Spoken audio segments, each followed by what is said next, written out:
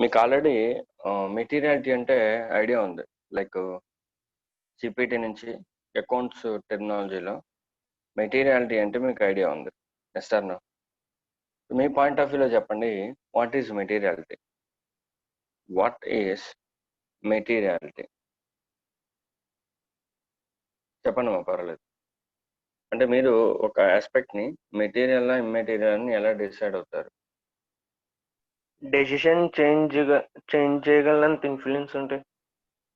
అంటే if it can influence the decision making power of the users of the financial statements, we can say that that particular item or particular disclosure, particular transaction gani, sorry, particular class of transaction gani,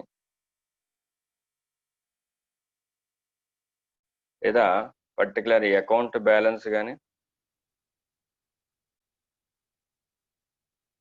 లేదా particular disclosures gani, if it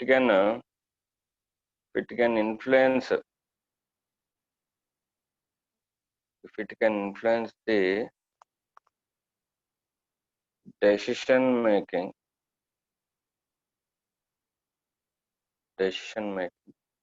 then we can say that it is a material class of transaction, it is a material account balance, and it is a material disclosure. Class of transactions ఎందులో ఉంటాయమ్మా?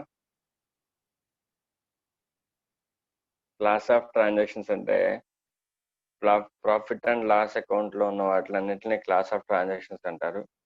Account balances అంటే balance షీట్లో ఉన్న figures అన్నిటిని account balances అంటారు. And disclosures గురించి మీకు తెలుసు. ఇప్పుడు అర్థమైందా మీకు?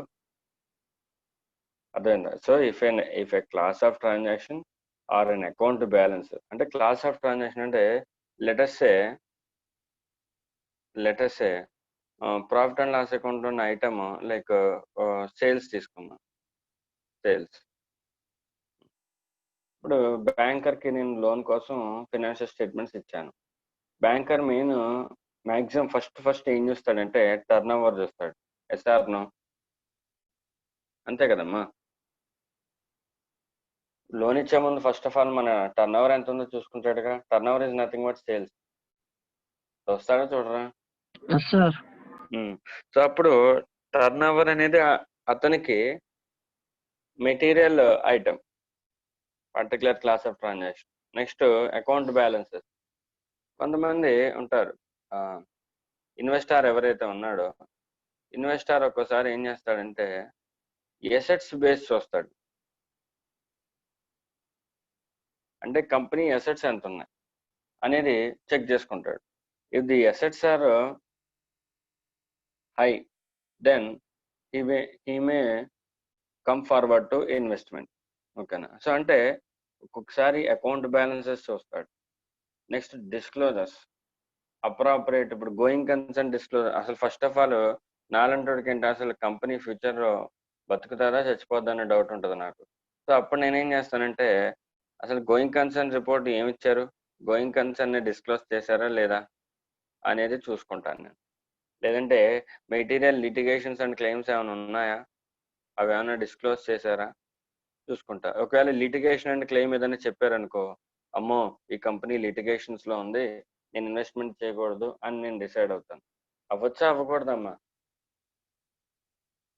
అటువంటి ఆస్పెక్ట్స్ మీద నేను డిసైడ్ అవ్వచ్చుగా.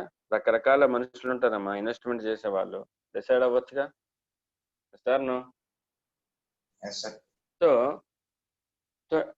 సో అంటే ఫినాన్షియల్ స్టేట్మెంట్స్లో ఏది మెటీరియల్ అనేది ఎలా బేస్ అయి ఉంటుందంటే, మెటీరియల్ ఐటమా కాదా అనేది ఎలా బేస్ అయి ఉంటుందంటే depending upon the users of the financial statements.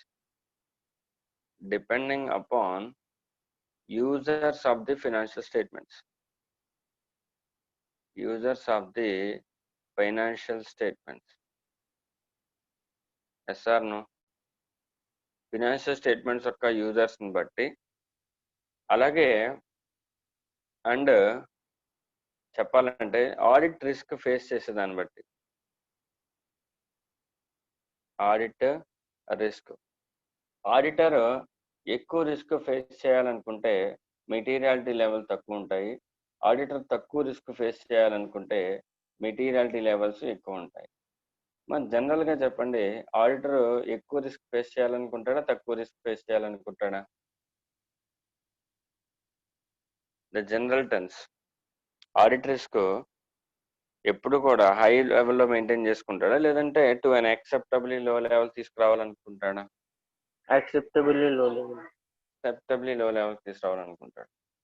So అంటే ఎప్పుడైతే he considers he wants to reduce the audit risk to an acceptably low level, then he will do more and more audit procedures, right? So this is what a few introduction about brief introduction about materiality. Okay, అక్కడ కూడా అదే ఉంటుంది. తర్వాత చూద్దాం. మా ఇక్కడ title ఒకసారి చూడండి. స్టాండర్డ్ నెంబర్ ఎంత అసలు? స్టాండర్డ్ నెంబర్ ఎంతమ్మా? ఎనర్జెటిక్ గా ఉండాలి. స్టాండర్డ్ నెంబర్ ఎంత? 320. SA 320. టైటిల్ చెప్పండి. Materiality in planning and performing audit. Materiality in planning and performing. మా చూడండి, ఆడిట్ ప్లానింగ్ చదివారు కదా, చూడండి మెటీరియాలిటీ గురించి చెప్తుంది ఈ స్టాండర్డ్. మెటీరియాలిటీ ఏ స్టేజెస్ లో చెప్తుంది? Planning and performing. Planning and performing. Planning ఏమో ఇనిషియల్ స్టేజెస్ లో చేస్తాం. ఆడిట్ ప్లాన్ ఫస్ట్ తయారు చేసి తర్వాత దాన్ని పెర్ఫామ్ చేస్తాం. అంటే materiality through out the audit ఉండాలా, లేదంటే స్టార్టింగ్ లోనే ఉండాలా ప్లాన్ చేసేటప్పుడు? Throughout the audit. ఎస్, అంటే auditor should consider materiality throughout the entire audit.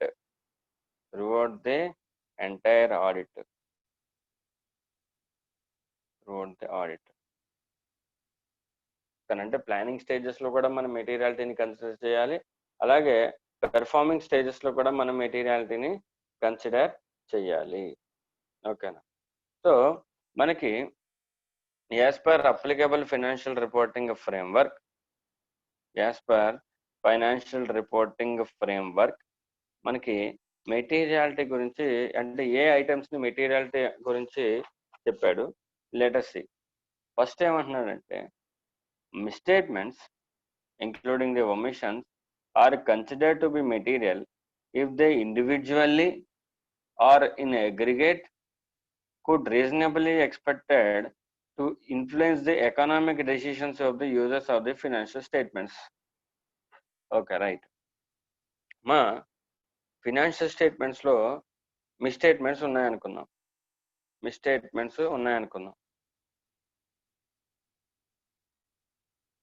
Like మనం మీకు ఒక ఎగ్జాంపుల్ చెప్పుకున్నాం, గుర్తుందా? అపరిచితుడు మూవీలో డైలాగ్ గురించి చెప్పుకున్నాం, గుర్తుందా మీకు? ఓకే, సో ఎక్స్పెన్సెస్ ఉన్నాయి. ఎక్స్పెన్సెస్ లో అయిన ఎక్స్పెండిచర్ కన్నా యాక్చువల్ ఎక్స్పెండిచర్ కన్నా వాళ్ళకు 10% ఎక్కువ ఎక్స్పెండిచర్ చూపిస్తున్నారు. 10% excess expenditure profit and loss account లో చూపించారు. ఒకే ఒక ఐటమ్ లో చూపించారమ్మా. లైక్ లెట్స్ సే సాలరీస్ లో చూపించారు అనుకుందాం, 10% ఎక్సెస్ ప్రాఫిట్ ఎక్సెస్ ఎక్స్పెండిచర్ చూపించారు. మా 10% కాబట్టి మెటీరియల్లా కాదా? Only single item entire financial statement లో ఓన్లీ ఒక చోటే మిస్టేట్మెంట్ జరిగింది, మెటీరియల్లా కాదా?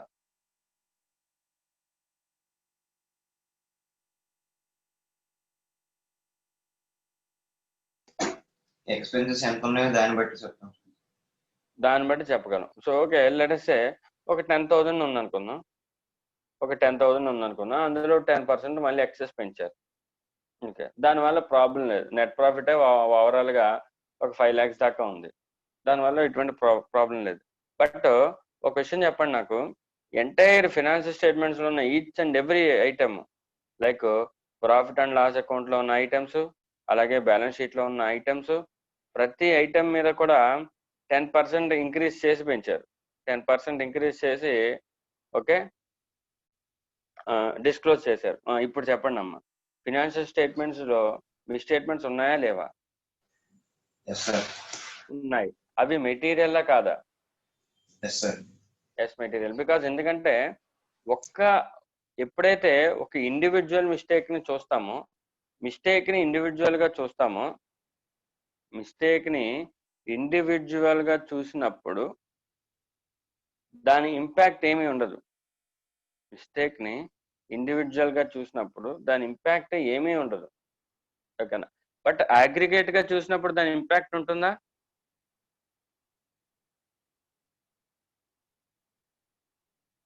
చెప్పండి అమ్మా. అగ్రిగేట్ గా చూసాను, చిన్న చిన్న మిస్టేక్స్ అన్నింటిని కలిపితే అగ్రిగేట్ గా చూసుకుంటే అప్పుడు మిస్టేక్ మెటీరియల్లా కాదా? Yes sir. Material sir. Material అంటే ఇండివిజువల్ గా అది మిస్టేక్ కాకపోయినా, ఇండివిజువల్ గా అది చిన్న మిస్టేక్ అయినా, సేమ్ అదే టైప్ ఆఫ్ మిస్టేక్స్ అన్నిటిని నేను అగ్రిగేట్ చేసి చూసుకుంటే అవి మెటీరియల్ మిస్టేట్మెంట్స్ అవుతాయి. Yes or no? So auditor అది చెప్తున్నాడు. ఏమంటున్నాడంటే misstatements could be material even though they are individually not material, but as an aggregate they could be material అని చెప్తున్నాడు. ఓకేనా?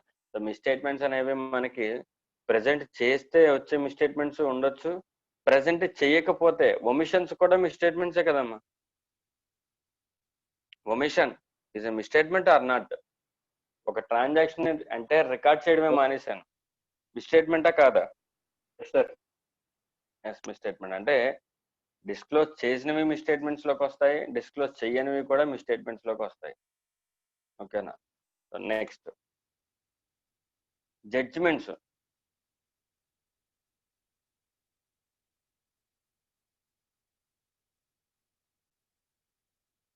నెక్స్ట్ ఇంకోటి ఏంటంటే మిస్టేట్మెంట్ జరిగిన area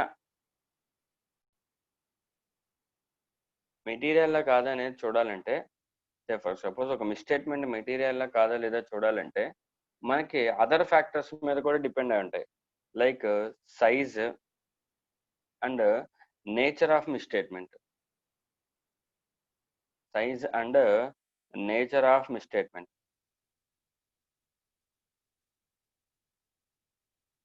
size and nature of misstatement అంటే లైక్ ఒక ఫినాన్షియల్ స్టేట్మెంట్స్ లో మిస్టేట్మెంట్ చిన్నదా పెద్దదా అనే దాని మీద కూడా అది మెటీరియల్లా కాదా అనేది బేస్ అయి ఉంటుంది.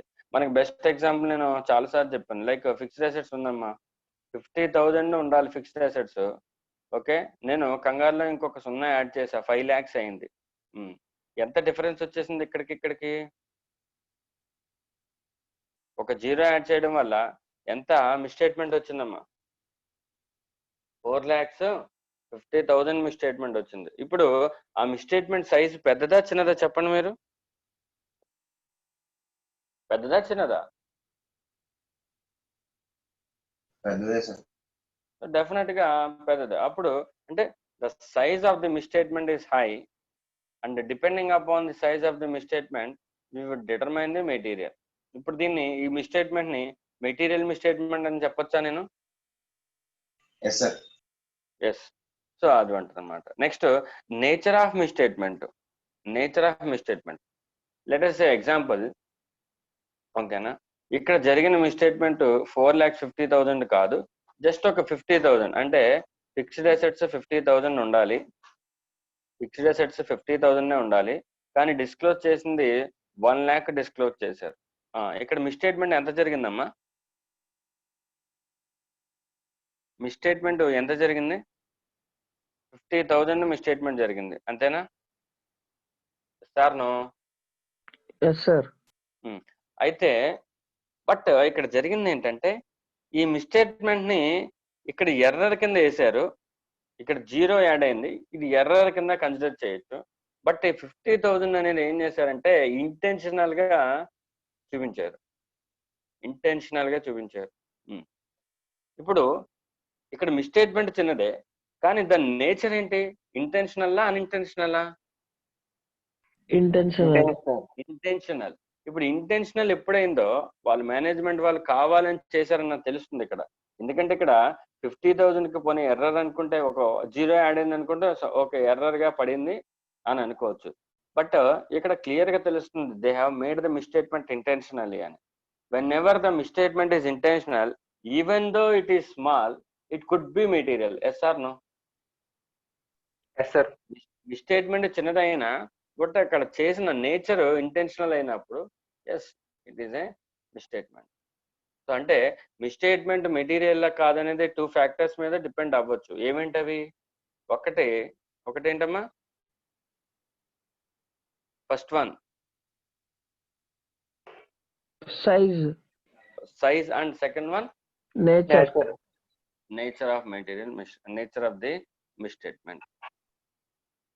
నెక్స్ట్ సమ్ టైమ్స్ నేను చెప్పాను ఇందాకడ ఒక్కొక్కసారి మిస్టేట్మెంట్స్ ఉన్నాయా లేదా మెటీరియల్ కాదా అని చూసేటప్పుడు వాళ్ళు ఏం చేస్తారంటే depending upon class of transaction ని, డిపెండింగ్ అపాన్ అకౌంట్ బ్యాలెన్సెస్ ని, డిపెండింగ్ అపాన్ డిస్క్లోజర్స్ ని చూసి యూజర్ డెసిషన్ మేకింగ్ చేస్తాడని చెప్పాను. ఓకేనా? సో అంటే అటువంటిప్పుడు ఏమవుతుంది, ఒక పర్టికులర్ ట్రాన్సాక్షన్ మెటీరియల్ అవ్వచ్చు depending upon the users needs. Depending upon the user needs వాళ్ళకి ఆ పర్టికులర్ ఐటమ్ మెటీరియల్ అవ్వచ్చు. Yes or no? ఒక్కొక్కడికి ప్రాఫిట్ అండ్ లాస్ అకౌంట్ లో ఒక item material. Okay, next account balances, balance sheet లో ఉన్న items like ఇందాక మనం చెప్పుకున్నట్టు ఇన్వెంటరీ మెటీరియల్ అవ్వచ్చు, లేకపోతే ఎసెట్స్ మెటీరియల్ అవ్వచ్చు, క్యాష్ మెటీరియల్ అవ్వచ్చు. ఓకే, కొంతమందికి డిస్క్లోజర్స్ మెటీరియల్ అవ్వచ్చు, going concern disclosures, litigations, claims ఏమైనా ఉన్నాయేమో అవి మెటీరియల్ అవ్వచ్చు. సో అంటే మెటీరియాలిటీ అనేది depending upon particular class of transaction మీద బేస్ అయి ఉండొచ్చు, పర్టికులర్ అకౌంట్ బ్యాలెన్స్ మీద మెయింటైన్ అయి ఉండొచ్చు, పర్టికులర్ డిస్క్లోజర్ మీద బేస్ అయి ఉండొచ్చు. అర్థమైందమ్మా మీకు? సో ఫస్ట్ థింగ్ ఏంటంటే materiality depend upon the misstatement. Misstatement individual గా అగ్రిగేట్ గా కానీ యూజర్స్ యొక్క డెసిషన్ మేకింగ్ ఎఫెక్ట్ చేయగలిగితే అది మెటీరియల్ మిస్టేట్మెంట్. అలాగే ఒక్కొక్కసారి depending upon the size and nature of the misstatement అది మెటీరియల్ కాదని చెప్పగలం. Okay, so at the same time depending upon the users effect మనం అది మెటీరియల్ కాదనేది కూడా చెప్పగలం. ఓకేనా? సో అది వాళ్ళు చెప్తున్నారు. Next as I said that materiality మనం ఎక్కడెక్కడ అప్లై చేయాలమ్మా? మెటీరియాలిటీ కాన్సెప్ట్ మనం ఏ స్టేజెస్ లో అప్లై చేయాల్సి ఉంటుంది during the course of audit? Planning and performing. Planning stages లో మెటీరియాలిటీ కాన్సెప్ట్ అప్లై చేయాలి. At the same time performing లో అంటే ఆడిట్ పెర్ఫార్మ్ చేసేటప్పుడు కూడా మనకి మిస్టేట్మెంట్స్ ఎరైజ్ అవుతూ ఉంటాయి. ప్లానింగ్ స్టేజ్ లో మనం మిస్టేట్మెంట్ ఎంత ఉండొచ్చు అనేది చెప్పగలం, కానీ ఎంత ఉంది అనేది చెప్పలేం. మనం ఏ ప్లానింగ్ స్టేజెస్ లో ఏ ఏరియాలో మిస్టేట్మెంట్ ఉందనేది చెప్పగలం, కానీ అక్కడ ఏ మిస్టేట్మెంట్ ఉందనేది మనం చెప్పగలమా? మనం బుక్స్ ఆఫ్ అకౌంట్స్ చూస్తామా? అప్పుడు చూడం కదమ్మా. ప్లానింగ్ స్టేజ్ లో బుక్స్ ఆఫ్ అకౌంట్స్ ని యాక్చువల్ గా రిఫర్ చేస్తామా మనం? చెయ్యం. ఓకేనా? సో వి విల్ ఎస్టిమేట్ ఈ ఏరియాస్ కింద ఉండొచ్చు అని చెప్పి అప్పుడు చేస్తాం. సో తర్వాత పెర్ఫామ్ చేస్తే యాక్చువల్ గా ఫర్దర్ ఆడిట్ ప్రొసీజర్స్ పెర్ఫామ్ చేసి అక్కడ మిస్టేట్మెంట్ ఎంత ఉందో ఐడెంటిఫై చేస్తాం. ఓకే, అంటే ఇక్కడ నాకు మెటీరియల్తో లేని ఒక అంశం అక్కడికి వెళ్ళిన తర్వాత నాకు మిస్టేట్మెంట్ ఐడెంటిఫై అయిన తర్వాత దాని యొక్క నేచర్ తెలుసుకున్నాక అది నాకు మెటీరియల్ అనిపించవచ్చుగా. ఎస్ఆర్ను ఒక ఐటెం నాకు ప్లానింగ్ లో మెటీరియల్ కాంది పెర్ఫార్మింగ్ లో నాకు మెటీరియల్ అవ్వచ్చుగా. అంతే కదమ్మా. లైక్ ఇప్పుడు ఇక్కడ మిస్టేట్మెంట్ ఎంత ఉందో నాకు తెలియదు, పెర్ఫామ్ చేశాను, ఆడిట్ పెర్ఫామ్ చేశాను. During the course of audit లో నాకు ఒక చోట ఏం జరిగిందంటే ఒక చిన్న మిస్టేట్మెంట్ ఐడెంటిఫై అయింది, కానీ ఆ మిస్టేట్మెంట్ ఇంపాక్ట్ ఎక్కువ ఉంది నాకు, అది నాకు ప్లానింగ్ లో తెలియలేదు. ప్లానింగ్ లో నాకు ఆ మిస్టేట్మెంట్ కనబడదు. ఓకేనా? కానీ దాని యొక్క ఇంపాక్ట్ ఎక్కువ ఉంది కంపెనీ మీద. అది ఇప్పుడు మెటీరియల్ ఐటమ్ అవుతుందిగా, new material item. Yes or no? Yes, sir. So అంటే మెటీరియాలిటీ అనేది ప్లానింగ్ పెర్ఫార్మెన్స్ లో కన్సిడర్ చేయాలి. దాంతో పాటు మెటీరియాలిటీ అనేది చేంజ్ అవుతూ ఉంటుంది. మెటీరియాలిటీ అనేది చేంజ్ అవుతూ ఉంటుంది. ఓకేనా. నెక్స్ట్, ప్లానింగ్ లో మనం మెటీరియాలిటీ డిసైడ్ చేసేటప్పుడు అంటే ఏ ఐటమ్స్ మెటీరియల్, ఏ ఐటమ్స్ ఇమ్మెటీరియల్ అని మనం ప్లానింగ్ లో డిసైడ్ చేసేటప్పుడు మనం ఈ ఫ్యాక్టర్స్ ని కన్సిడర్ చేయాలి.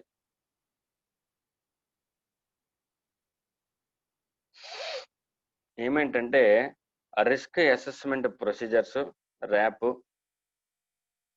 And risk of material misstatement, next nature, time and extent of further audit procedures. ఇది మీకు గుర్తున్నాయా? ర్యాప్, ఫ్యాప్, ఆర్ఓఎంఎం గుర్తున్నాయా, గుర్తులేవా? సార్ అంటే at the time of planning మనం మెటీరియాలిటీ డిసైడ్ చేయాలంటే మనకి ఈ 3 ఫ్యాక్టర్స్ హెల్ప్ చేస్తాయి. ఏమేంటంటే risk assessment procedures, risk of material misstatement, అలాగే nature, time and extent of further audit procedures. Okay. Next, risk of material misstatement హైగా ఉందనుకో, అంటే if there is a high risk అని మనం ఎప్పుడైతే అనుకుంటామో దెన్ మెటీరియాలిటీ లెవెల్స్ అనేది తగ్గించుకోవడం బెటర్. మెటీరియాలిటీ లెవెల్ అనేది తగ్గించుకోవడం బెటర్. ఎందుకంటే ప్రతి చిన్న ఐటమ్ని వెరిఫై చేయాలి, అంతే కదమ్మా. రిస్క్ ఆఫ్ మెటీరియల్ మిస్టేట్మెంట్ ఎక్కువ ఉందనుకో, ఓకే, సో అప్పుడు ఖచ్చితంగా మనం ప్రతి చిన్న ఐటమ్ని వెరిఫై చేయాలా వద్దా? సార్ నో సార్ సో అప్పుడు మన మెటీరియాలిటీ లెవెల్ అనేది తక్కువగా ఉంటుంది. ప్రతి చిన్న ఐటమ్ని కూడా మెటీరియల్ ఐటమ్ కింద కన్సిడర్ చేసుకొని ఆడిట్ చేసేటప్పుడు ఈచ్ అండ్ ఎవ్రీ చిన్న మిస్టేట్మెంట్స్ని కూడా మనం చూసుకుంటూ వెళ్ళాలి.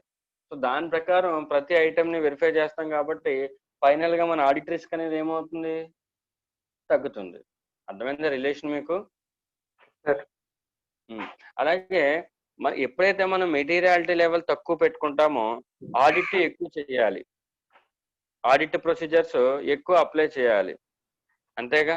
ఎప్పుడైతే ఆడిట్ ప్రొసీజర్స్ ఎక్కువ అప్లై చేయాలో so nature, time and extent of further audit procedures హైగా ఉంటుంది. ఆడిట్ ప్రొసీజర్స్ ఎక్కువ అప్లై చేయాలి. అర్థమైందమ్మా? సో అది link. Okay. So next, factors effecting materiality. Factors effecting materiality.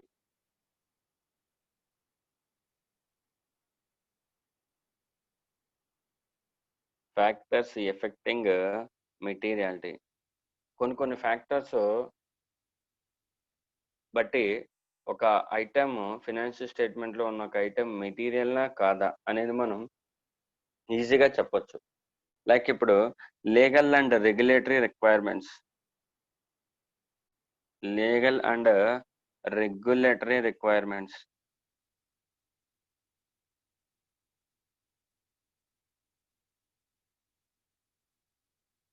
Legal and regulatory requirements.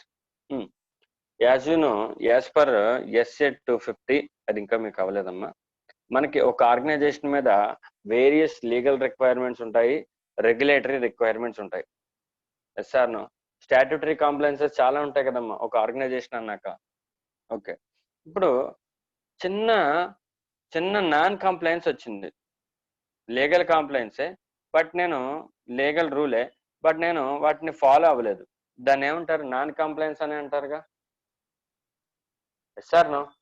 Statute చెప్పింది follow అవ్వకపోతే దాన్ని ఏమంటారమ్మా? నాన్ కంప్లైన్స్ అంటారు.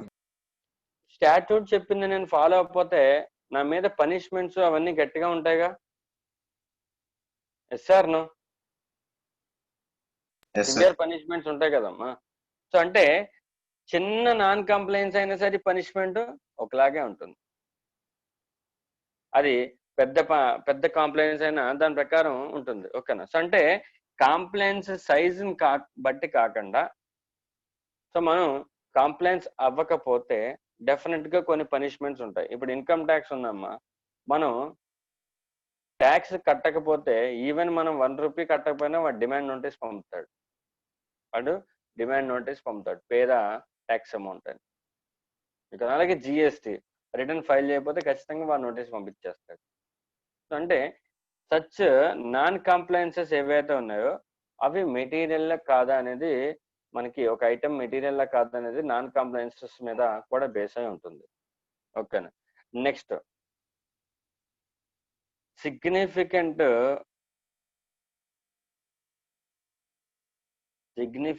బేరింగ్ ఐటమ్,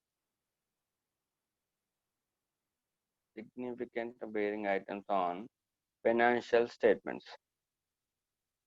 అంటే ఫినాన్షియల్ స్టేట్మెంట్స్ లో కొన్ని ఇంపార్టెంట్ ఫిగర్స్ ఉంటాయి, కొన్ని ఇంపార్టెంట్ ఫిగర్స్ ఉంటాయి. లైక్ ఫిక్స్డ్ అసెట్స్ అని, టర్న్ ఓవర్ అని, నెట్ ప్రాఫిట్, గ్రాస్ ప్రాఫిట్, అలాగే డెట్, ఇవన్నీ కూడా significant items.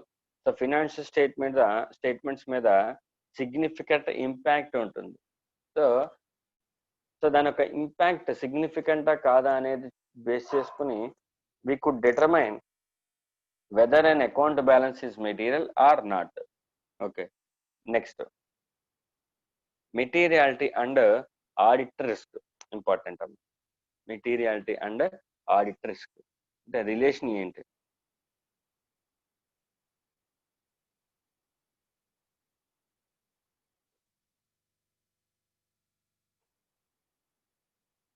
Materiality and audit risk.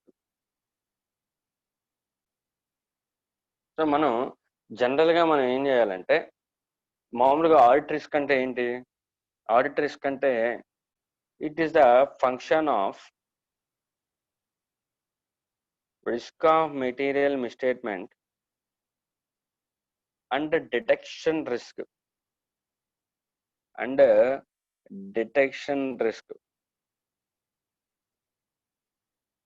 Risk of material misstatement and detection risk. మనం ఎప్పుడు కూడా ఈ రెండింటిని కన్సిడర్ చేసుకుని ఆడిట్ రిస్క్ ని డిటర్మైన్ చేసుకోవాలి. అంటే మన ఆడిట్ రిస్క్ ఈ రెండింటి మీద బేస్ అయి ఉంటుంది.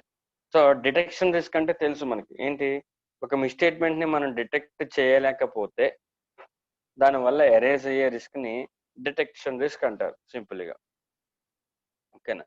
So next risk of material misstatement. ఎప్పుడైతే మనకి రిస్క్ ఆఫ్ మెటీరియల్ మిస్టేట్మెంట్ ఎక్కువగా ఉంటుందో అప్పుడు మనకి ఆడిట్ రిస్క్ కూడా ఎక్కువగా ఉంటుంది. సో ఇది పక్కన పెట్టుకోండి. ఆడిట్ రిస్క్ అంటే ఏంటో దేని మీద బేస్ అయి ఉంటుందో చెప్పాను. ఓకేనా. సో అంటే ఇప్పుడు ఆడిట్ రిస్క్ బేస్ చేసుకుని ఆడిట్ రిస్క్ హైగా ఉంటే డెఫినెట్ గా మన మెటీరియాలిటీ లెవెల్ లోగా ఉంటుంది. అంటే బికాస్ ఇనిషియల్ స్టేజెస్ లో ఆడిట్ రిస్క్ హైగా ఉంటుందమ్మా. ఆడిట్ రిస్క్ అంటే రిస్క్ ఆఫ్ మెటీరియల్ మిస్టేట్మెంట్ చేశాను, రిస్క్ ఆఫ్ మెటీరియల్ మిస్టేట్మెంట్ చేస్తే రిస్క్ చాలా హైగా ఉంది అంటే ఆడిట్ రిస్క్ కూడా ఎక్కువగా ఉంది. ఇప్పుడు ఎప్పుడైతే ఆడిట్ రిస్క్ ఎక్కువ ఉందో నేను ఏం చేస్తానంటే during the course of audit ఎలాగైనా ఆడిట్ రిస్క్ ని తగ్గించుకోవాలి. ఆడిట్ రిస్క్ ని తగ్గించుకోవాలంటే ఏం చేయాలి, డెఫినెట్ గా మెటీరియాలిటీ లెవెల్స్ ని తక్కువ పెట్టేసుకుంటాను. అంటే each and every 100 rupees transactions కూడా మెటీరియల్ ఐటమ్ కింద చూసుకుంటాను నేను. చూసుకొని ఈచ్ అండ్ ఎవ్రీ ఐటమ్ ని వెరిఫై చేసుకునేలాగా ట్రై చేసుకుంటాను. So thereby at the conclusion అంటే ఫైనల్ గా ఆడిట్ క్లోజ్ అయ్యేసరికి నేనేం చేస్తానంటే నా ఆడిట్ రిస్క్ ని రెడ్యూస్ చేసుకుంటాను. To an acceptably low level. That is the relation between audit risk and materiality. Okay sir, ఇప్పుడు మనకి మెటీరియాలిటీ అనేది ఎన్ని రకాలుగా డిటర్మైన్ చేస్తారంటే as per the standard materiality for the financial statements as a whole. మా classification చాలా జాగ్రత్తగా వినండి. Materiality for financial statements as a whole.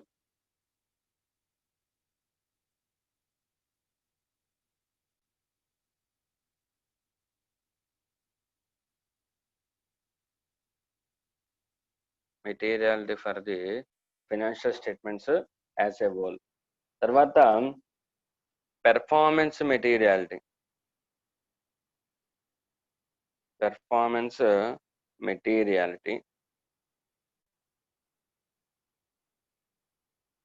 Next materiality for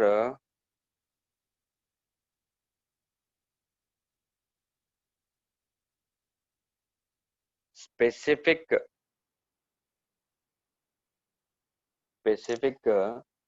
class of transaction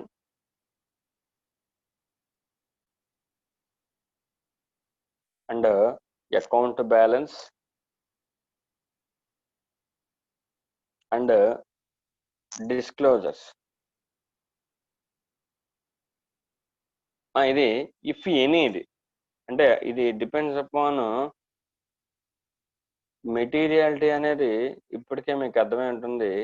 it depends upon professional judgement of auditor.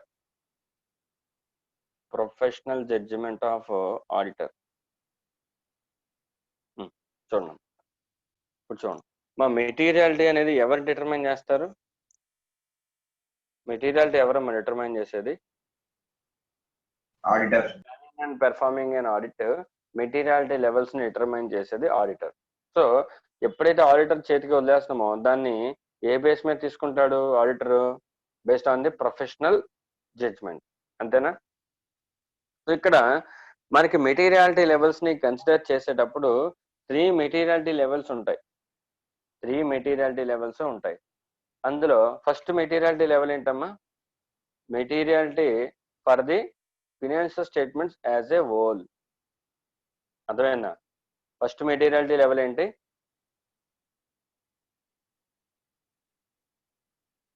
First level ఏంటమ్మా? Materiality for financial statements as a whole. Next second materiality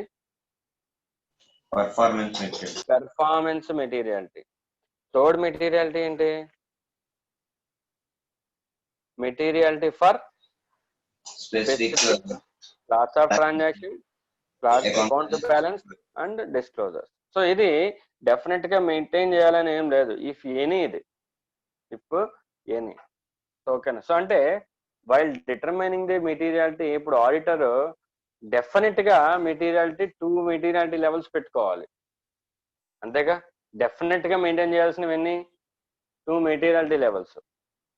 అందులో materiality for the whole financial statements and performance materiality 2 materiality levels పెట్టుకోవాలి. So third ఏంటి? Specific class of transaction కి, specific account balances కి, specific disclosures కి materiality level అనేది పెట్టుకోవాలి. అది తనకి ఇష్టమైతే పెట్టుకుంటాడు, లేదైతే లేదు. Okay. So let us discuss the materiality for the financial statements as a whole. First of all materiality for the financial statements as a whole ఏంటో చూద్దాం. అంటే సింపుల్.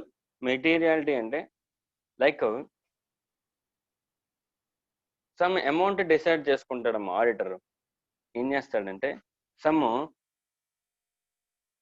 ఒక అమౌంట్, లైక్ ఒక ర్యాండమ్ అమౌంట్ చూసుకుంటాడు. అది ఎలా డిసైడ్ అవుతాడు అనేది నేను చెప్తాను. ర్యాండమ్ అమౌంట్ చూసుకుంటాడు. ఓవరాల్ మిస్టేట్మెంట్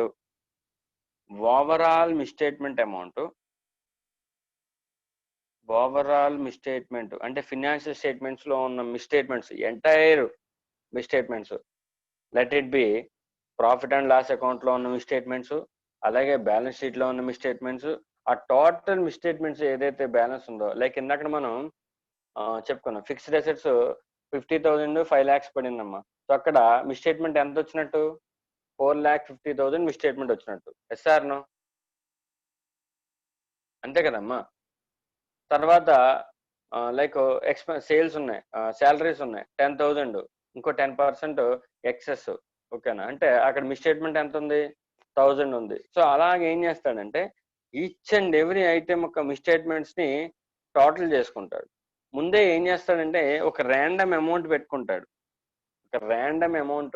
ఫిక్స్ చేసుకుని పెట్టుకుంటాడు. అది ఎలా అనేది నేను మీకు చెప్తాను. ఆ ర్యాండమ్ అమౌంట్ ఫిక్స్ చేసుకుని ఈ ఓవరాల్ మిస్టేట్మెంట్స్ ఉన్నాయి కదా, ఇండివిజువల్ మిస్టేట్మెంట్స్ అన్నిటిని కూడా అగ్రిగేట్ చేసుకుంటాడు. Sum up individual misstatements. Each and every individual misstatements అన్నిటిని కూడా సమ్అప్ చేసుకుంటాడు. సో ఏదైతే ఈ సమ్అప్ చేసుకున్న దాన్ని ర్యాండమ్ అమౌంట్ ఏదైతే పెట్టుకున్నాడో దాంతో కంపేర్ చేసుకుంటాడు. సో కంపేర్ చేసుకుని ఆ మిస్టేట్మెంట్ అంతా కూడా ర్యాండమ్ అమౌంట్ లోపు ఉంటే, so that is the nothing but audit risk that he is going to face. Audit risk that he is going to face. అర్థమైందమ్మా? సో అంటే ఓవరాల్ ఫినాన్షియల్ స్టేట్మెంట్స్ కి ఒక ఫిగర్ పెట్టుకుంటాడు, అది మిస్టేట్మెంట్ అమౌంట్. సో ఇండివిజువల్ మిస్టేట్మెంట్స్ ఏవైతే ఉన్నాయో వాటన్నింటిని aggregate చేసుకుంటే అది దాటకూడదు. అంటే దాని అర్థం ఏంటి, ఆడిటర్ అంత మిస్టేక్ వచ్చినా యాక్సెప్ట్ చేసేంత వరకు ఉన్నాడు, అంత మిస్టేక్ వరకు యాక్సెప్ట్ చేయగలగడానికి రెడీ అయ్యాడు. అర్థమైందమ్మా మీకు? అర్థమైందా? లెట్ మీ సే ఒక ఎగ్జాంపుల్ తీసుకుందాం, బెంచ్ మార్క్. ఇప్పుడు ఈ ర్యాండమ్ అమౌంట్ ఎలా డిసైడ్ చేస్తాడో చెప్తాను చూడండి. మీకు ర్యాండమ్ అమౌంట్ ఎలా డిసైడ్ చేస్తాడో చెప్తాను. ఒక బెంచ్ మార్క్ ని సెలెక్ట్ చేసుకోవాలి. ఒక బెంచ్ మార్క్ ని సెలెక్ట్ చేసుకోవాలి. Let us say profit and loss account లో టర్న్ ఓవర్ ఓకే 10 lakhs ఉంది, సేల్స్ 10 lakhs ఉంది. ఓకే, సో ఇప్పుడు ఏం చేస్తాడంటే సేల్స్ ఫిగర్ తీసుకొని ఒక పర్సంటేజ్ తీసుకుంటాడు. ఈ పర్సంటేజ్ ఎలా ఉంటుందంటే, పెద్ద అమౌంట్స్ తీసుకుంటే చిన్న పర్సంటేజ్ తీసుకుంటాడు, చిన్న అమౌంట్స్ తీసుకుంటే పెద్ద పర్సంటేజ్ తీసుకుంటాడు. ఓకేనా? సో ఇప్పుడు సేల్స్ 10 lakhs ఉంది కదా, పర్సంటేజ్ ఒక 10% తీసుకున్నాడు అనుకుందాం. సో 10 lakhs ఇంటూ 10% ఎంత? 1 lakh. దీన్ని మెటీరియాలిటీ యాజ్ ఎ హోల్ అంటాడు. మెటీరియాలిటీ యాజ్ ఎ హోల్ కింద ట్రీట్ చేస్తాడు దీన్ని. ఇప్పుడు అర్థమైందమ్మా? ర్యాండమ్ అమౌంట్ ఎలా సెలెక్ట్ చేసుకుంటాడు ఇప్పుడు అర్థమైందా మీకు? అర్థమైందా అర్థం కాలేదా? ఒక ఎగ్జాంపుల్ తీసుకోండి, ఇది అంతే. దీన్ని ఒక టర్న్ ఓవర్ ఉంది, టర్న్ ఓవర్ లో ఒక బెంచ్ మార్క్, ఈ సేల్స్ అనేది ఒక బెంచ్ మార్క్. ఒక బెంచ్ మార్క్ ని సెలెక్ట్ చేశాడు. నెక్స్ట్ ఏం అప్లై చేశాడు? పర్సంటేజ్ అప్లై చేశాడు. ఒక అమౌంట్ వచ్చింది, దాన్ని మెటీరియల్ అమౌంట్ కింద తీసుకుంటాడు. అర్థమైందా? ఈ ఎగ్జాంపుల్లో మెటీరియాలిటీ ఎంత పెట్టుకున్నాడు? ఈ ఎగ్జాంపుల్ అంటే 1 lakh పెట్టుకున్నాడు. ఇప్పుడు ఏం చేస్తాడంటే ఇదొక అమౌంట్ పక్కన పెట్టుకుంటాడు. ఇప్పుడు ఆడిటింగ్ చేసేటప్పుడు మిస్టేట్మెంట్స్ అన్ని వస్తాయిగా, ఎక్స్పెండిచర్స్ లో మిస్టేట్మెంట్స్ వస్తాయి, ఫిక్స్డ్ అసెట్స్ లో మిస్టేట్మెంట్స్ వస్తాయి, లయబిలిటీస్ లో మిస్టేట్మెంట్స్ వస్తాయి. ఇవన్నీ మిస్టేట్మెంట్సే కదమ్మా. Yes sir no? వాటన్నింటినీ టోటల్ చేసుకుంటాడు. ఇప్పుడు అర్థమైందా అర్థం కాలేదా? Yes sir. సో ఆ మిస్టేట్మెంట్స్ అన్నింటినీ టోటల్ చేసుకొని ఈ 1 lakh అమౌంట్ తో కంపేర్ చేసుకుంటాడు. 1 lakh అమౌంట్ తో కంపేర్ చేసుకుంటాడు. కంపేర్ చేసుకుని ఓకే 1 lakh మించి దాటలేదు కదా మిస్టేట్మెంట్స్, సో అని చెప్పి అప్పుడు ఒపీనియన్ ఇచ్చుకుంటాడు. అర్థమైందమ్మా? అంటే ఆడిటర్ ఉద్దేశంలో ఏంటి, 1 lakh లోపు ఉన్న మిస్టేట్మెంట్స్ మెటీరియల్ కాదు అని అర్థం, అంతేగా?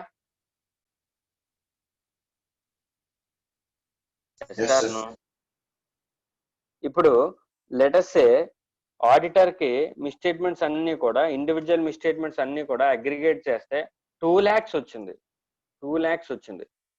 ఇప్పుడు అతను పెట్టుకున్న బెంచ్ మార్క్ అమౌంట్ ఎంత? అతను పెట్టుకున్న బెంచ్ మార్క్ అమౌంట్ ఎంత?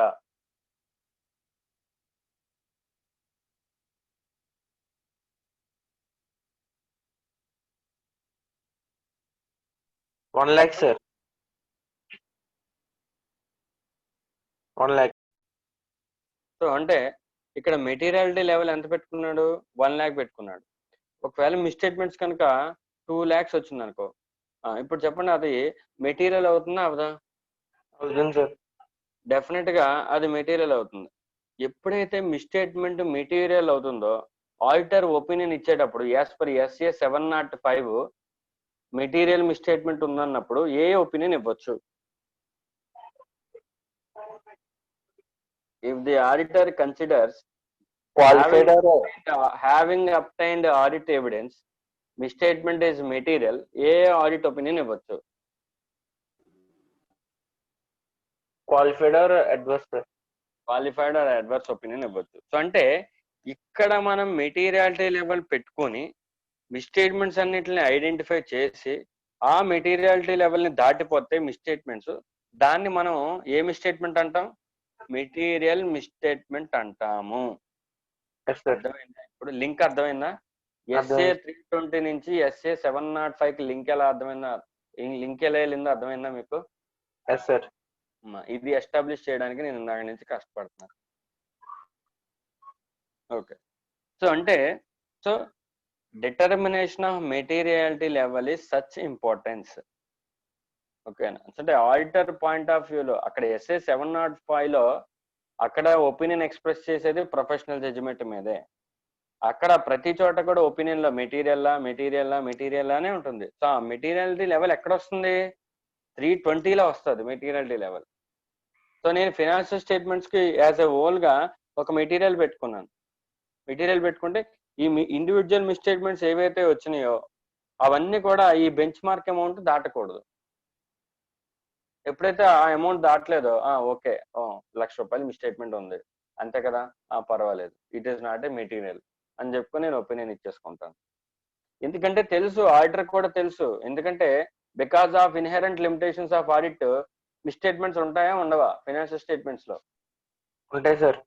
100% కరెక్ట్ చేయలేడు ఎవడు కూడా, ఏ ఆడిటర్ చేయలేడు. Because you can give only reasonable assurance, right? So this is about the materiality level for the financial statement as a whole. ఇప్పుడు పెర్ఫార్మెన్స్ మెటీరియాలిటీ ఏంటో చూద్దాం. పెర్ఫార్మెన్స్ మెటీరియాలిటీ చూడండి, definition చూడండి. For the purpose of this standard, performance materiality means the amount or amounts which are set by the auditor yet less than materiality for the financial statements as a whole. చూడండి, ఈ రెండు లైన్లు చూడండి. Performance materiality అనేది దేనికన్నా తక్కువ ఉంటుందని చెప్తున్నాడు. పెర్ఫార్మెన్స్ మెటీరియాలిటీ అనేది ఫైనాన్షియల్ స్టేట్మెంట్స్ అని చెప్తుంది. Financial statements as a whole కన్నా, అంటే మెటీరియాలిటీ యాజ్ ఎ హోల్ కన్నా తక్కువ ఉంటుందని చెప్తున్నాడు పెర్ఫార్మెన్స్ మెటీరియాలిటీ. ఓకే, అసలు ఎందుకంట తక్కువగా? మళ్ళీ ఇంకొక మెటీరియాలిటీ లెవెల్, ఆల్రెడీ ఒక మెటీరియాలిటీ లెవెల్ పెట్టుకున్నాడు, ₹1,00,000, దాన్ని యాజ్ ఎ హోల్ మెటీరియాలిటీ అనుకుందాం, ఫినాన్షియల్ స్టేట్మెంట్స్ మెటీరియాలిటీ అనుకుందాం. దీనికన్నా ఇంకొక లెవెల్ పెట్టుకుంటున్నాడు, అంటే దీనికన్నా తక్కువ. అంటే లెటర్స్ ఇది as a whole financial statements కి మెటీరియాలిటీ 1,00,000 ఉంది, పెర్ఫార్మెన్స్ మెటీరియాలిటీ లెస్ దెన్ అంటున్నాడు కాబట్టి ఒక 80,000 మెటీరియాలిటీ లెవెల్ పెట్టుకున్నాడు. ఇది ఎందుకు పెట్టుకున్నాడు? అసలు ఆల్రెడీ 1,00,000 పెట్టుకున్నాడు, మళ్ళీ ఇంకొక మెటీరియాలిటీ లెవెల్ పెట్టుకుంటున్నాడు. ఎందుకనేది చూద్దాం. ఎందుకంటే to reduce to an appropriately low level the probability that the aggregate of uncorrected misstatements and undetected misstatements, underline the word, to reduce an acceptably low level the probability that the aggregate of uncorrected and undetected misstatements exceeds the materiality for the financial statements as a whole. ఏం చెప్పాడో చూడమ్మా. అంటే ఏమంటున్నాడంటే materiality నువ్వు 1,00,000 పెట్టుకున్నావు కదా, కానీ నువ్వు డెసిషన్ మేకింగ్ 1,00,000 బేస్ మీద చేయకు, ఇంకా ఇంతకన్నా తక్కువ అమౌంట్ పెట్టుకో అంటున్నాడు. అంటే ఎందుకు అంటే ఇప్పుడు 80,000 వరకు మిస్టేట్మెంట్స్ ఐడెంటిఫై అయినాయమ్మా. 80,000 వరకు మిస్టేట్మెంట్స్ ఐడెంటిఫై అయిపోయినాయి. కానీ ఆడిట్ అంటే ఐడెంటిఫైడ్ మిస్టేట్మెంట్సే కాదు, అన్ఐడెంటిఫైడ్ మిస్టేట్మెంట్స్ కూడా ఉంటాయిగా. డెఫినెట్ గా మనం అన్నిటిని వెరిఫై చేయలేము, అన్ఐడెంటిఫైడ్ మిస్టేట్మెంట్స్ కూడా ఉంటాయి. మరి ఆ అన్ఐడెంటిఫైడ్ మిస్టేట్మెంట్స్ వల్ల కూడా మిస్టేట్మెంట్ ఉంటుందిగా లోపల, ఫైనాన్షియల్ స్టేట్మెంట్స్ లో రిస్క్ ఉంటుందిగా. వాటిని మనం ఫైండ్ అవుట్ చేయలేము, కానీ ఫైనాన్షియల్ స్టేట్మెంట్స్ లో ఉన్నాయి. మరి దాని ఇంపాక్ట్ కూడా ఎంత ఉంటుందో తెలియదు. ఓకేనా? సో అందుకని నేనేం చేస్తానంటే 1 lakh కన్నా బిలో ఒక మెటీరియాలిటీ లెవెల్ పెట్టుకుంటాను, 80,000. లెటెస్ట్ దాన్నే పెర్ఫార్మెన్స్ మెటీరియాలిటీ అంటారు. పెర్ఫార్మెన్స్ మెటీరియాలిటీ అంటారు. సో నేను ఒపీనియన్ ఇచ్చేటప్పుడు పెర్ఫార్మెన్స్ మెటీరియాలిటీని దాటనివ్వకూడదు. పెర్ఫార్మెన్స్ మెటీరియాలిటీని దాటనివ్వకూడదు. ఈ 80,000కి 1 lakh మధ్య గ్యాప్ ఏంటంటే అన్ఐడెంటిఫైడ్ మిస్టేట్మెంట్స్ ఏవైతే ఉంటాయో వాటి వల్ల కొంత రిస్క్ ఉండే ఛాన్స్ ఉంది. అంతే కదమ్మా? మనం ఒపీనియన్ ఇచ్చేటప్పుడు ఐడెంటిఫైడ్ మిస్టేట్మెంట్స్ మెటీరియాలిటీ చూసుకోవాలి, అన్ఐడెంటిఫైడ్ మిస్టేట్మెంట్స్ ఒక మెటీరియాలిటీ కూడా చూసుకోవాలి. అర్థమైందా? మనకి క్వాలిఫైడ్ ఒపీనియన్ ఇచ్చేటప్పుడు హ్యావింగ్ అబ్టైన్ ఆడిట్ ఎవిడెన్స్ ఉంటుంది, unable to obtain audit evidence కూడా ఉంటుంది క్వాలిఫైడ్ ఒపీనియన్ లో. గుర్తుందా మీకు? 705. క్వాలిఫైడ్ లో having obtained, unable to obtain audit evidence రెండింటినీ కన్సిడర్ చేసుకుంటాం. సో అంటే అన్ఐడెంటిఫైడ్ మిస్టేట్మెంట్స్ ఏవైతే ఉన్నాయో వాటి యొక్క ఇంపాక్ట్ కూడా కన్సిడర్ చేసుకోవాలి. కాబట్టి సో పెర్ఫార్మెన్స్ మెటీరియాలిటీ అనేది కూడా ఒకటి డిసైడ్ చేసుకోవాలి. సో ఈ 80,000కి ఈ పెర్ఫార్మెన్స్ మెటీరియాలిటీకి ఆ మెటీరియాలిటీ యాజ్ ఎ హోల్ కి మధ్యలో గ్యాప్ ఏదైతే ఉందో అది అన్ఐడెంటిఫైడ్ మిస్టేట్మెంట్స్ వల్ల వస్తుంది అని మనం అజంప్షన్ చేసుకోవాలి. ఓకేనా సార్? మరి అన్ఐడెంటిఫైడ్ అని మీరే అంటున్నారు కదా, ఆ 20,000 ఉంటుందని గ్యారంటీ ఏంటంటే గ్యారంటీ మనం ఏమి ఇవ్వలేము. అందుకనే పాసిబుల్ ఎఫెక్ట్ అని చెప్తాం, వాటిని పాసిబుల్ ఎఫెక్ట్ అని చెప్పుకుంటాం. So possible effect of unidentified misstatements ని కన్సిడర్ చేయడానికి మనం పెర్ఫార్మెన్స్ మెటీరియాలిటీ అనేది బేస్ చేసుకుంటాం. Next materiality for specific class of transaction, specific account balance, specific disclosure. అమ్మా ఇందాక మనం లీగల్ అండ్ రెగ్యులేటరీ రిక్వైర్మెంట్స్ గురించి చెప్పుకున్నాం, గుర్తుందా? Legal and regulatory requirements, materiality ఒక ఐటమ్ మెటీరియల్ కాదా అనేది డిస్కస్ చేయాలంటే లీగల్ అండ్ రెగ్యులేటరీ ఐటమ్స్ ని వెరిఫై చేసుకోవాలని చెప్పాం, గుర్తుందా? రెగ్యులేటరీ రిక్వైర్మెంట్స్ అంటే ఇప్పుడు అక్కడ ఏమవుద్దంటే particular account balance framework, financial reporting framework ప్రకారం ఎలా అయితే డిస్క్లోజ్ చేయమన్నాడో అలాగే డిస్క్లోజ్ చేయాలి. ఇప్పుడు మనకి షెడ్యూల్ 3లో ఫార్మాట్ ఉంది. షెడ్యూల్ 3 ఫార్మాట్ ఏం చెప్తాడు? ఎలా అయితే ప్రజెంటేషన్ చేశాడో మనం కూడా అదే విధంగా ప్రజెంటేషన్ చేయాలి. ఓకే, ఆ ప్రజెంటేషన్ డిఫరెన్స్ వచ్చింది అనుకో అమ్మా, మిస్టేట్మెంటా కాదా? Sir fixed assets net of depreciation present చేయమన్నాడు. మనం ఏం చేస్తాం అంటే fixed assets right side cost కి ప్రజెంట్ చేసి లెఫ్ట్ సైడ్ అక్యూములేటెడ్ డెప్రిషియేషన్ చూపించాను. చూపించవచ్చా, చూపించకూడదు? అలాగా అంటే అది ఫెయిర్ ప్రజెంటేషనే కాదా? అలా కూడా బ్యాలెన్స్ షీట్ టాలీ అవుద్ది కదమ్మా. కానీ షెడ్యూల్ 3లో నాకేం చెప్తాడు? నెట్ ఆఫ్ డెప్రిషియేషన్ తీసి చూపించమని చెప్తాడు. సార్ అంటే రెండిట్లో ఇంపాక్ట్ కరెక్టే, కానీ ప్రజెంటేషన్ ఏమైంది? ఇక్కడ చేంజ్ అయింది. డిస్క్లోజర్ రిక్వైర్మెంట్స్ షెడ్యూల్ 3 నేను ఫాలో అయ్యానా? అవ్వలేదు. ఓకేనా? ఒకవేళ అక్యుములేటెడ్ డెప్రిషియేషన్ చూపిస్తే షెడ్యూల్ 3 నేను ఫాలో అవ్వనట్లు లెక్క. ఓకేనా? సో అది చెప్తున్నారు. అంటే ఒక్కొక్కసారి మెటీరియాలిటీ అనేది లైక్ ఒకవేళ కాంప్లైన్స్ ఏదో ఉందమ్మా, డిస్క్లోజ్ చేయాలి. ఓకేనా? స్టాట్యూట్ ప్రకారం డిస్క్లోజ్ చేయాలి. ఒక పర్టికులర్ రిక్వైర్మెంట్ ని, డెసిషన్ ని డిస్క్లోజ్ చేయాలి. గోయింగ్ కన్సర్న్ డిస్క్లోజ్ చేయాలి స్టాట్యూట్ ప్రకారం. ఓకేనా? సో వీళ్ళు ఏం చేశారంటే స్టాట్యూట్ ప్రకారం గోయింగ్ కన్సర్న్ డిస్క్లోజ్ చేయాలి, కానీ చేయలేదు. డెఫినెట్ గా మెటీరియల్ ఇంపాక్ట్ ఉంటుంది.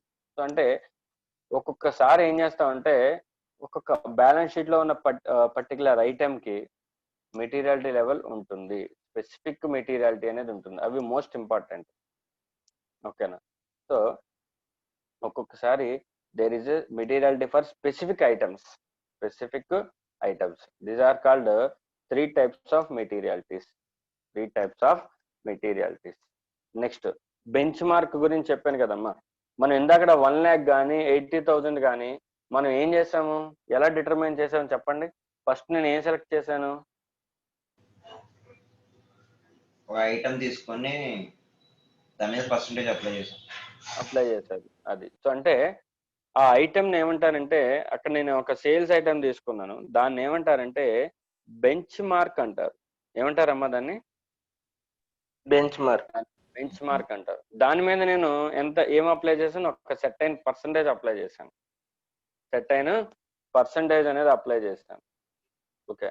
అంటే ఈ బెంచ్ మార్క్ అనేది ఎక్కడ నుంచి తీసుకుంటారంటే, they are taken from items of financial statements. Financial statements లో ఉన్న ఐటమ్స్ ని బేస్ చేసుకుని నేను బెంచ్ మార్క్ ని చూజ్ చేసుకుంటాను. ఓకే. ఆ ఐటమ్ ఏదైనా అవ్వచ్చు. ఇందాక నేను ఏం చేశాను, రెవెన్యూ ఐటమ్ తీసుకున్నాను, నథింగ్ బట్ సేల్ ఐటమ్ తీసుకున్నాను. ఒక్కొక్కసారి నెట్ ప్రాఫిట్ తీసుకోవచ్చు, ఒక్కొక్కసారి ఫిక్స్డ్ అసెట్స్ తీసుకోవచ్చు, ఒక్కోసారి డెట్ తీసుకోవచ్చు. ఓకేనా? సో నేను నాకు కావాల్సిన అమౌంట్ ని తీసుకోవచ్చు. తీసుకొని ఇక్కడ నేను ఏం చేస్తానంటే పర్సంటేజ్ అప్లై చేసుకుంటాను. ఆ పర్సంటేజ్ అనేది ఎలా అప్లై చేయాలి సార్? ఇప్పుడు సేల్స్ ఉందమ్మా, సేల్స్ డెఫినెట్ గా నెట్ ప్రాఫిట్ తో కంపేర్ చేసుకుంటే సేల్స్ అమౌంట్ హైగా ఉంటుందా, లోగా ఉంటుందా? నెట్ ప్రాఫిట్ తో కంపేర్ చేసుకుంటే సేల్స్ అమౌంట్ హైగా ఉంటుందా, లోగా ఉంటుందా? హైగానే ఉంటుంది. హైగానే ఉంటుంది. సో అప్పుడు నేను నెట్ ప్రాఫిట్ మీద అప్లై చేసే పర్సంటేజ్ కన్నా సేల్స్ మీద అప్లై చేసే పర్సంటేజ్ హైగా ఉండాలా, లోగా ఉండాలా? లోగా ఉండాలి. Yes, very good. అంటే ఇక్కడ పర్సంటేజ్ అనేది లోగా ఉండాలి కంపేర్ టు నెట్ ప్రాఫిట్. మళ్ళీ నెట్ ప్రాఫిట్ మీద అప్లై చేసే పర్సంటేజ్ హైగా ఉండాలి. అర్థమైంది ఇప్పుడు మీకు? మా అర్థమైందా? Yes sir. So this is how we need to determine a benchmark. So ఆ బెంచ్ మార్క్ అమౌంట్ పెట్టుకొని మిస్టేట్మెంట్స్ అన్నిటిని టోటల్ చేసుకొని, ఆ టోటల్ మిస్టేట్మెంట్స్ మెటీరియాలిటీ లెవెల్ దాటిపోతున్నాయి ఏంటి, మెటీరియాలిటీ లెవెల్ దాటిపోతే that misstatement is called material misstatement. అక్కడ 705కి వెళ్తాం అప్పుడు ఒపీనియన్ ఇచ్చేటప్పుడు. అర్థమైందా? అదమ్మా లింక్. అలా లింక్ పెట్టుకుని చదువుకోవాలి. నెక్స్ట్ సార్, మెటీరియాలిటీ లెవెల్ని నేను రివైజ్ చేయొచ్చు అని చెప్పాను కదా. మెటీరియాలిటీ లెవెల్ని రివైజ్ చేయొచ్చు. ఫస్ట్ నేను ఆడిట్ ప్లానింగ్ లో 1 lakh పెట్టుకున్నామా మెటీరియల్ లెవెల్, ఓకేనా. బట్ మధ్యలో నేను మిస్టేట్మెంట్స్ ఎక్కువ ఉన్నాయని ఐడెంటిఫై చేశాను. అప్పుడు మెటీరియాలిటీ లెవెల్ని చేంజ్ చేస్తానా, చేయనా? చేస్తారు సార్. ఎస్. అంటే during the course of planning నేను మెటీరియాలిటీ లెవెల్ని రివైజ్ చేయొచ్చు.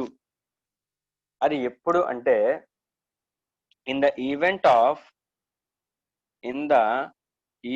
Of becoming aware of information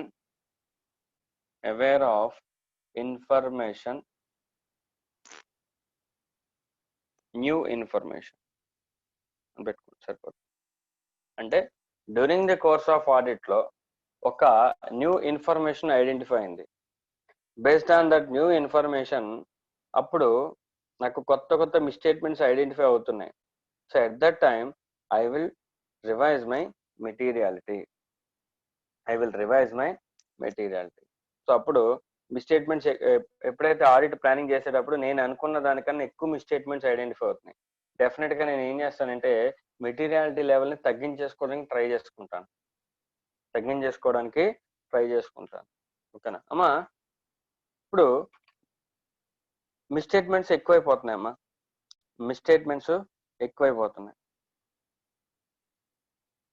అంటే during the course of audit లో నేను ఐడెంటిఫై చేసిన మిస్టేట్మెంట్స్ ఎక్కువైపోతున్నాయి. అటువంటప్పుడు ఫర్దర్ ఆడిట్ ప్రొసీజర్స్ ఏవైతే ఉన్నాయో అవి ఇంక్రీజ్ చేస్తానా, డిక్రీజ్ చేస్తాను? మిస్టేట్మెంట్స్ ఎక్కువ ఐడెంటిఫై అవుతున్నాయి, అటువంటప్పుడు నేను ఫర్దర్ ఆడిట్ ప్రొసీజర్స్ ఇంక్రీజ్ చేస్తానా, డిక్రీజ్ చేస్తాను? ఇంక్రీజ్ చేస్తాను. Right. So this is what you need to know about materiality. Materiality ఎన్ని టైప్స్ ఉంటుందమ్మా? 3 types. 3 types. ఏమేంటవి? Financial statements as a whole, performing materiality, Specific material materiality for specific class of transactions, Transaction. And disclosures. ఓకేనా. So అలాగే performance materiality for the financial statements as a whole కన్నా ఎక్కువ ఉంటుందా తక్కువ ఉంటుందా? తక్కువ ఉంటుంది సార్. తక్కువ ఉంటుంది. ఓకేనా. Next, so based upon the materiality level, నేను ఫస్ట్ లో ప్లానింగ్ లో ఏదైతే మెటీరియాలిటీ లెవెల్ పెట్టుకున్నానో సో దాని ప్రకారం నేను ఆడిట్ ప్రొసీజర్స్ అప్లై చేసుకుంటూ వెళ్ళిపోతాను. Next documentation. మా డాక్యుమెంటేషన్ చెప్పండి, ఇప్పుడు ఏమేం చేయాలి నేను డాక్యుమెంటేషన్ ఈ స్టాండర్డ్ ప్రకారం ఏమేం చేయాలి గెస్ చేసి చెప్పండి జనరల్ నాలెడ్జ్ పాయింట్ ఆఫ్ వ్యూలో. Bench mark amount sir. అది వెరీ గుడ్. సో అంటే నేను ఈ performance financial statements as a whole కి మెటీరియాలిటీ ఎలా కట్టాను డాక్యుమెంటేషన్ చేయాలి. పెర్ఫార్మెన్స్ మెటీరియాలిటీ ఎంత డిసైడ్ చేశాను అనేది డాక్యుమెంటేషన్ చేయాలి. ఒకవేళ స్పెసిఫిక్ మెటీరియాలిటీ లెవెల్స్ ఏమైనా డిసైడ్ అయితే, ఇఫ్ ఎనీ డిసైడ్ అయితే వాటిని డాక్యుమెంటేషన్ చేయాలి. అది ప్లానింగ్ స్టేజ్ లో. ఒకవేళ ఈ during the course of audit లో ఏమైనా చేంజెస్ చేస్తే మెటీరియాలిటీ అనేది ఏ టైప్ ఆఫ్ మెటీరియాలిటీకి అయినా ఇక్కడ నేను డ్యూరింగ్ ది కోర్స్ లో రివైజ్ చేయొచ్చు. Financial statements as a whole కి రివైజ్ చేయొచ్చు, పెర్ఫార్మెన్స్ మెటీరియాలిటీకి రివైజ్ చేయొచ్చు, స్పెసిఫిక్ మెటీరియాలిటీ కూడా రివైజ్ అనేది చేయొచ్చు. ఓకేనా. సో అటువంటి చేంజెస్ ఏమైనా చేస్తే వాటికి కూడా డాక్యుమెంటేషన్ అనేది చెయ్యాలి. అర్థమైందా మా? అది మెటీరియాలిటీ అంటే కాన్సెప్ట్ అర్థమైందా ఇప్పుడు మీకు? Yes sir. వై మెటీరియాలిటీ అనేది. నెక్స్ట్ ఒపీనియన్ బేస్ చేసుకునేటప్పుడు మనం మెటీరియల్ అని వాడతాం 705 లో. సో 705 కి 320 కి లింక్ ఉంటుంది, గుర్తుపెట్టుకోండి. అర్థమైందా? Okay. Yes sir. Thank you so much.